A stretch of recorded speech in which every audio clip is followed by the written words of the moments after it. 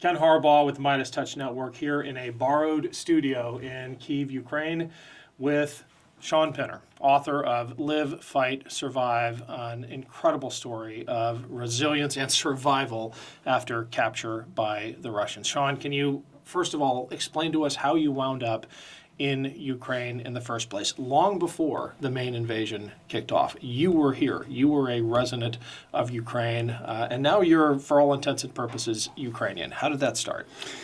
2018, I was at a time in my life where I could maybe think about doing some other things. I was sick of the commute around the M25 London and working 18-hour days, 16-hour days. I'd come out of a long relationship, and a friend of mine was working out in Mariupol and said, would you like to come over and become an instructor? And some of the happiest times I had was in the military with just a rucksack, and wanted a sense of purpose. I didn't have to worry about money. So I went over for a 2-week holiday thinking, it's not what I want to do. I don't know if I want to go back and do that. I never went home for 5 years and moved to Mariupol. Was 2 years from 2018 to 2020 a sniper instructor with National Guard, working with them. And after that, around 2020, by this time I'd met my wife. She was demining on the front line, so I met her working in Mariupol. And then we got married, but in order to get a citizenship, then I offered to do a 3-year contract with the military and transferred to the Marines, the Ukrainian Marines, 1st Battalion from Mykolaiv.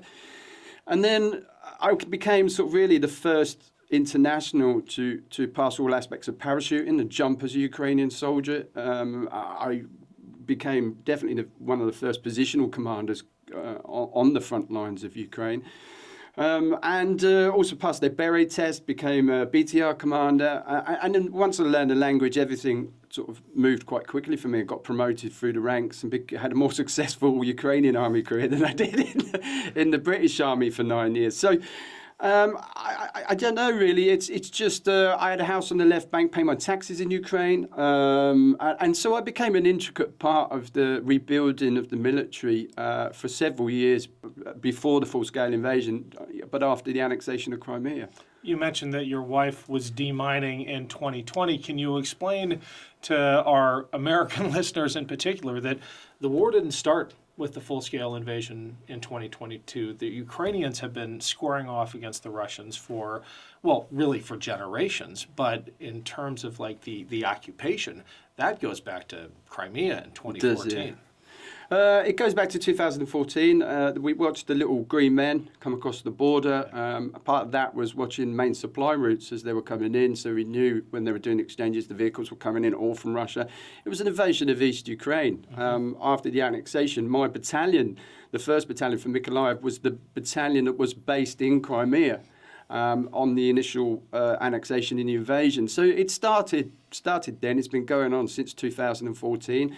When I got there in 2018, Ukrainians were making good headway. They'd beaten them out from Mariupol. They were pushing them back. There was talks about encircling Donetsk and pushing the Russians out. The narrative is they want you to believe it was a civil war. It wasn't a civil war. You know, I'm from Mariupol. I'd lived there a long time. It was a very pro-Ukrainian city. You know, we speak Russian. My first language is Russian. I didn't learn Ukrainian because of the geographical location of where my home was. And my wife speaks Russian as a first language, but they identify as Ukrainian because they can speak Ukrainian too. But it's just easy. I learned Russian because I just used to listen to people and copy them and parrot them. And I speak Suzyk, which is a mixture of the two. So once, you know, you start to learn the geography, the longer you're here, you know, over time, we're able to sort of really talk about those Russian Kremlin narratives now that they're pushing about saving the Russian speakers. I was a Russian speaker from East Ukraine, just born in London. Can you talk about what Mariupol felt like before the war? Everyone I've spoken to from Mariupol talks about it with such love and longing, and looking at what they have done to the city since the invasion must be really hard. It is hard. The community still talks, but they're in Romania, France, Switzerland, Britain, Isle of Man and Ireland, you name it. They were split all around Europe now, but the community still talks. They're a very, very close-knit community. It had changed a lot from my time in 2018 to 2022. There was a lot of development. It was very industrial when I first got there. There's 3 or 4 factories pumping out smoke, big steel works. And, you know, the joke was if you didn't have a kid by 21, you weren't going to have one. So it was pretty much like that. You could smell the nickel. But by the time we'd got to 2022, it was very much a tourist destination. People would come there on the Azov Sea. It was beautiful along the seafront. Lots of redevelopment in the city centre. Parks were being redeveloped. I lived near Veselki Park on the left bank. Beautiful part of Mariupol.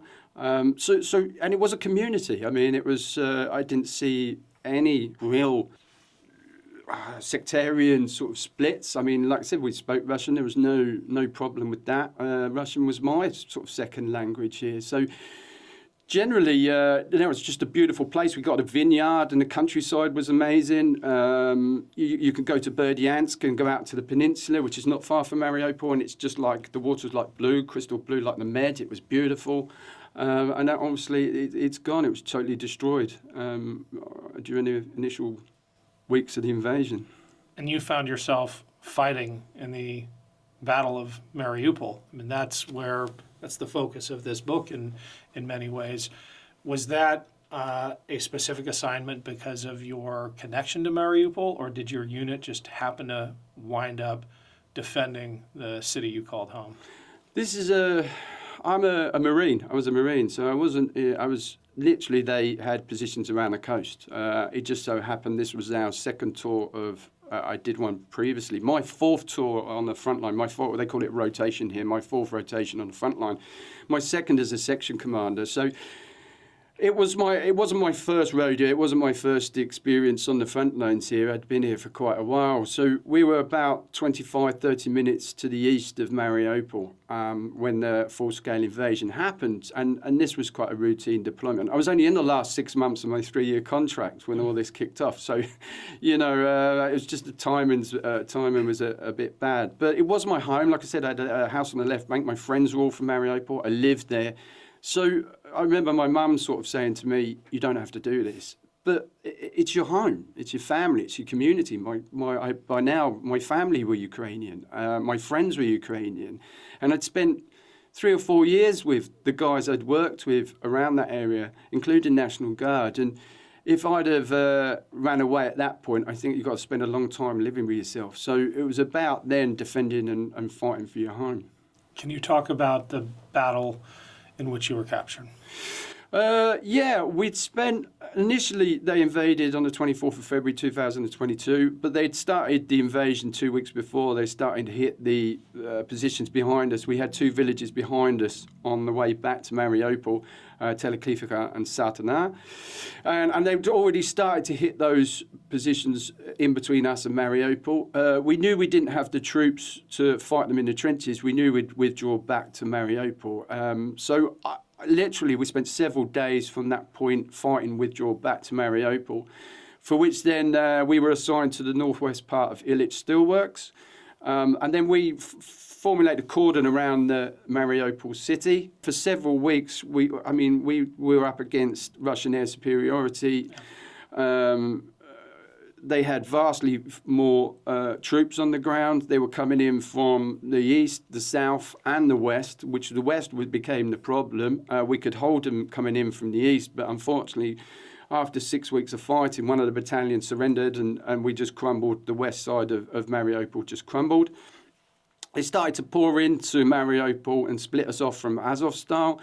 And then around sort of the 11th of April, I was told that we were going to try and break out. Unbeknownst to me, Zelensky had said you got to try and get back to friendly lines or surrender.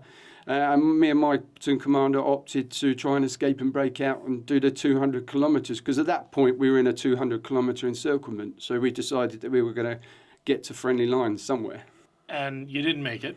No. Can you talk about the first moments upon being captured by the Russians? It's something they try to prepare you for, and I know you've been through some of the best training in the military. We share that experience.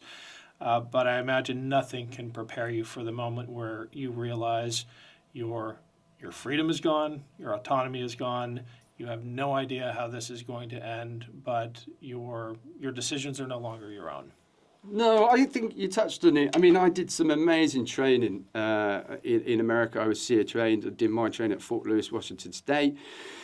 Granted, the course that I did was sometime 25 years prior, but when I was in that position, I just remembered everything. It just all came back to me really super fast. And I think you do in the military have a degree of understanding of security anyway, and that sort of thing. I mean, I love The Great Escape and The Longest Day and those old war films, you know, and so I knew what would happen. I'd lived in Ukraine for quite a long time. I knew what to say, when to say it. I could speak a bit of the language. So I had a plan. My SEER training taught me to have a plan to get back, to get to friendly lines. And I started to strip down my kit. And I don't remember being scared. I don't think I had time to be scared. But I was seeing, like, at that point, we had 60% of our platoon were either injured or killed. We'd lost all 3 of our APC BTRs. So we were really on our last legs. And once we'd actually made the decision and we got out, unfortunately we were ambushed on the way out. But once I'd gone out and I started my escape and evasion, I felt actually quite elated that it was all over behind me. I was master of my own destinies. I'd done the training. I knew what I had to do. I had to go. I got some energy. But after 7 weeks of fighting, you're absolutely emaciated. My biggest concern was water, and I was captured about 2 hours outside of Mariupol. Trying to avoid the drones, which Mariupol was like Heathrow Airport at that point. When I first joined the army, we didn't even have phones. So, you know, 1984 Terminators now looking real at the end of my army career. I mean, they were coming in 10 feet above the ground, looking through windows and doors, trying to find you.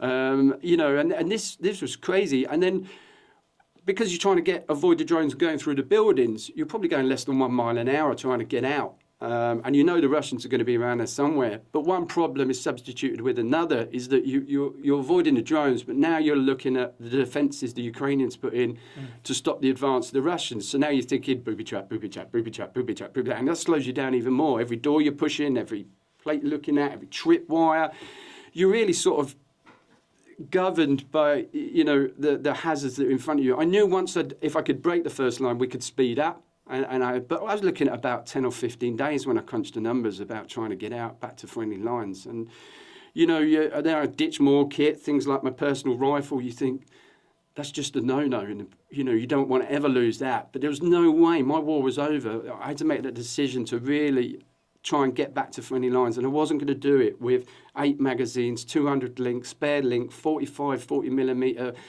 VOGs, spare ammunition, plate carrier, armour, helmet, boots. It just, and at that time I was carrying a PKM machine gun as well and a AK-74 with an underslung grenade launcher. They just had to go. So I just decided that that's the point. I'm going to try and break out and get rid of my gear. And I was, like I said, captured by the Donetsk People's Republic. I'd walked into their position, and I was about 30 metres away, and they fired a warning shot. So I ducked down. I had to make a decision then. And I was walking in the broad daylight, so they had the higher ground, and I thought, if I don't surrender, they could cut me down. So I negotiated. I said, I'm English, and then I said in my best Russian, I'm English, don't shoot. And then it was about haggling and having to trust them to walk that 30 metres to their position and accept the fact that my war had changed.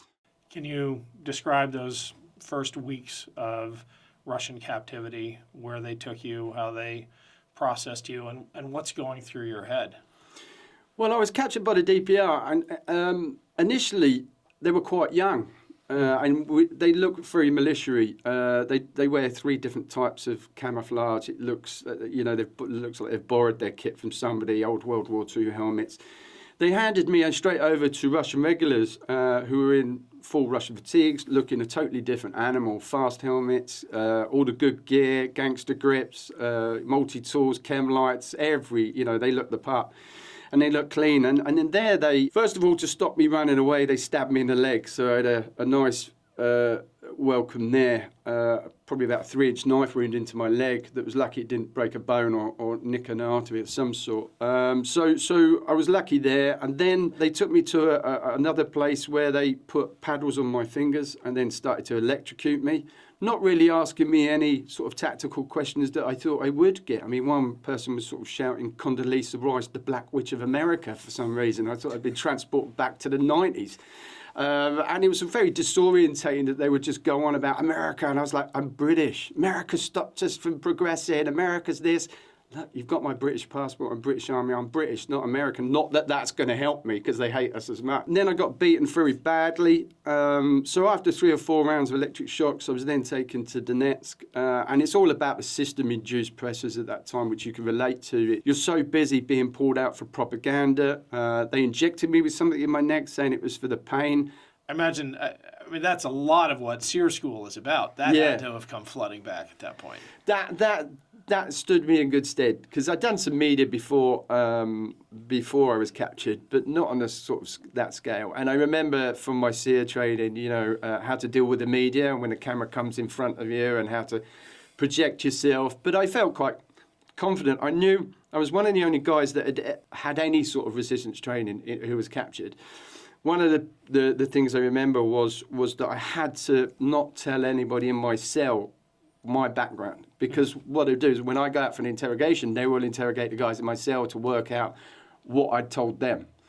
So no, I couldn't be sort of friendly with them or tell them out or bond with them so much. So I was really careful about the guys I was initially in the cell with, because I was in 7 days in an isolation cell, which is really like a 1 meter by 3 meter cell, no window, a camera in there watching you 24 hours a day. You can't turn the light off. You can't do any physical activity they won't let you do that. So you can only sit or stand. So it's quite intense, and that's all self-induced pressures because you don't know what's coming. And then the system-induced pressures, which is really busy in those early days, is just repeatedly being pulled out for propaganda.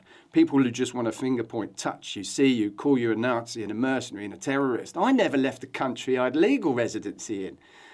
I wasn't the invading army. So, it's about, and on all those things that you were taught about, don't meet aggression with aggression. It's really hard when you've just watched, a reporter from RT comes in and says, you're a Nazi, what can you talk about the Nazi Azov? And I've just watched them slaughter over 25,000 people in Mariupol, including women and children. And you're just sitting there trying not to get angry in front of a journalist. Is actually, very frustrating and get quite hard. So you could see the narratives they were projecting about me long before I ever got to the trial, that they were pushing this Nazi mercenary and a terrorist. Even though they knew I was a contracted soldier with the Marines, even though they knew I was married to Ukrainian, my family Ukrainian, I'd never left the country, I had legal status in. They knew all that, but they still pushed this narrative that I was a mercenary and didn't belong there. I would imagine that they didn't abide by any of the usual conventions. You weren't getting notes from the Red Cross. You weren't getting any type of communication about your status, or able to contact people back home about being released. When did you have your first glimmer of hope? Well, quite early on, we knew they wanted Victor Medvedchuk, which was sort of giving me some hope. I realised, I allude to in the book, that I had some idea that I had some value, which I tested by doing a stunt, which was hit or miss. I realised I had some value, and we had to put that to the test. And once we did, realised certain that they wanted to keep us alive, which changes the whole dynamics. Yeah, you're going to have to hit the love punches and the love taps and go through all that, but it does change your psyche a bit once you know they want to use you to get somebody. So we knew that, 3 or 4 weeks in, and then I gradually got information from them that Aidan Aslin was alive and captured, who was another Brit with us. And then they were playing us off, and then they allowed us to ring home, so we were getting information from home in certain calls. We obviously had them here watching us make the call, but then we were used in propaganda to talk to Boris Johnson. They wanted to bring the UK into the war. We were Ukrainian soldiers. We were contract. We lived in Ukraine. We weren't British soldiers, but they were trying to get the Brits and Boris Johnson at the time to accept responsibility for us and draw them into the war, even though we were Ukrainians, essentially Ukrainians on paper. So they were trying every single trick in the book to, in that way, to project us as firstly mercenary Nazis and terrorists, and then trying to draw Britain into the war, being responsible for us. And the Russians were leading that. They will tell you it's the DPR, they've got their own laws, it's a civil war. It's not. It was invaded by Russians. The whole of my capture was governed and controlled by Russians. Even the FSB were in the prison talking to us. So, you know, and some of the guys were interviewed by colonels and Russian prosecutors. So, you know, they were controlling everything in there. So it is, you know, it is really hard to sort of keep you focused. But hope, if you lose hope, you lose everything. So you've got to keep that. It's not something we use in the military. If you rely on hope for a mission, then you haven't planned hard enough. So, but you really do need it when you're in captivity. Did you get the sense that your Russian captors believed the propaganda, that they actually bought into the narrative about the war? How cynical were they, or how brainwashed were they? Well, I mean, yeah, there's two sides to that, because I got put in general population too. So yeah, your captors do, because by character, the positions they're in, they're picked on character. So the guys at the black site are all bruisers who will do anything to beat you up for cash. They're, you know, staunch supporters of the Putin and system. Obviously the interrogators are too. So you're in an environment where you're not going to make friends or get rapport instantly. But you know, you're not in that environment where you're going to find a friend. When I went to Makivka 97, I was transferred there. I was in general population. They were annoyed at the how bad and how propaganda the news was. They were complaining about it in the prison. Over the time I got to Makivka, being transferred there, when we got there, there was no real artillery being fired. By the time we left from June, July, August, and we left in September, the Ukrainians had moved within 4 kilometres of the prison. Artillery rounds from Ukrainians were coming into the prison. They could see from the news that they were saying, no, everything's okay, we're fighting this, we're going to win, we're Russia, blah, blah, blah. And they were like, we can see them. They're coming in. They're now fighting. They're coming closer. And we thought we would get liberated long before we would ever get exchanged. So this is a country that they're calling me a Nazi, but they invaded with Rushit's group and the Nazi PNC Wagner. Ukin's an out-and-out Nazi. You know, what are they going to denazify Ukraine with? More Nazis. I mean, it's just ridiculous. So this narratives, and now we fight those narratives because I'm able to argue those points, having lived in Donbass for quite a while. Well, you were one of the few people, not just in this conflict, but in the world, who has seen the war from both sides, both sides of the line itself, both sides in terms of perspective. How would you describe the current state of the conflict, and where do you think it goes from here? It's a difficult one. We've not been wrong. Well, I've not been wrong many times. You know, the latest state is the peace deal. In February and January this year, I was saying there's going to be no peace. Don't get too optimistic about it. Anyone who lives here would have told you the same thing. It's not going to happen. Look who Trump sent.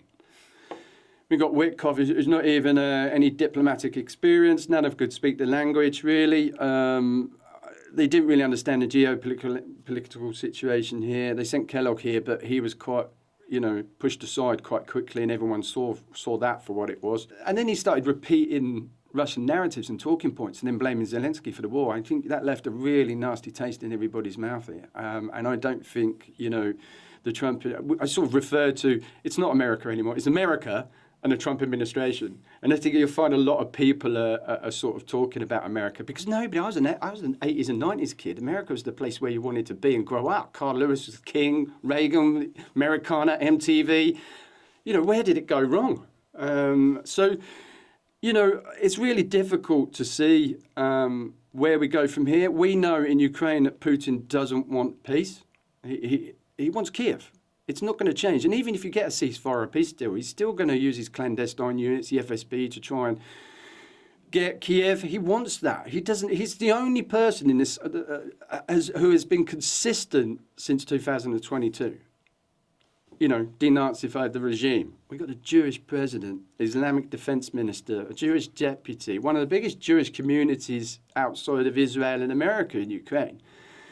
Denazify it, cultural and history claims. I mean, it's ridiculous. I mean, the list goes on and on and on and on. And most of those have been debunked. NATO expansion.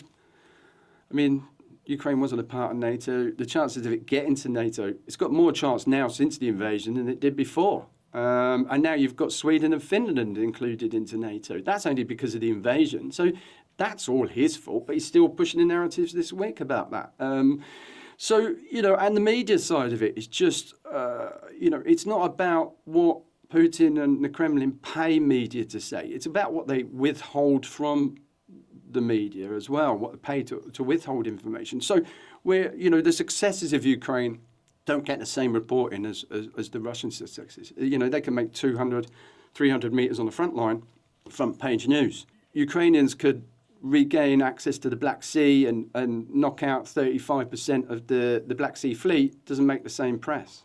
It's just, we've constantly been fighting this for 3 years. So, it's welcome news that Merz and Germany are stepping up, and UK, but we still got, we had, I said on another podcast, we had 12 hours of crap and bullshit from Putin, and we had 12 hours off. Unfortunately, now with Trump being elected, we've got 12 hours of bullshit 24 hours a day now, and we can't get away from it, so...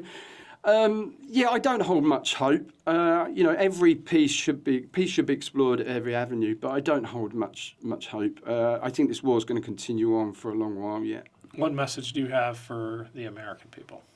I know there's a large amount of Americans that support. Many of my friends support, Ukraine. The message to the American people: go to source on the ground. Don't believe the people that sit in another country talking about Ukraine, who know nothing about it. Go to sources on the ground. Hear it from people on the ground and make your own decision. There's a lot of money being spent by the Kremlin, tenant media being one, paying huge amounts of money to spread disinformation. Go to sources on the ground. Find out who those people. Do some homework. Just don't trust all those people that have paid $1 million, an episode to push out Russian narratives. Make your own informed decisions. Thanks, Shaun. The book is Live, Fight, Survive by Shaun Pinner. It's been an honor having you. Thank you. Thank you for having me on.